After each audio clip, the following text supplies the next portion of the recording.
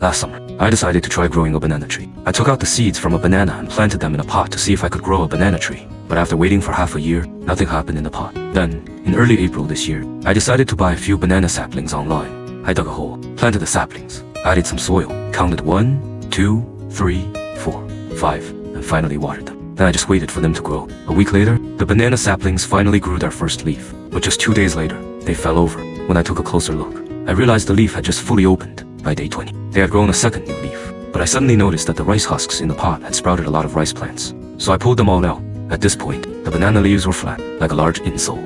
A month later, the banana saplings were still just as thick as a finger. And the new leaves had pretty brown spots on them, which actually looked nice. By this time, the banana tree had started to form, though the leaves were still only the size of my palm. Later on, the tree slowly grew 4 or 5 more leaves, and I trimmed off the older outer leaves, which made it look a lot cleaner. Afterward, the leaves kept growing larger and more abundant. By day 85, the banana tree's leaves had grown bigger than my hand. However, I started to notice leopard-like patterns on the leaves, which looked a bit strange. I wasn't sure if it was a characteristic of this particular variety. By day 95, the main stem of the banana tree had grown to about 2 fingers wide, and the new leaves were even bigger, eventually growing into a shape like a large pair of scissors. I trimmed off the outer old leaves again.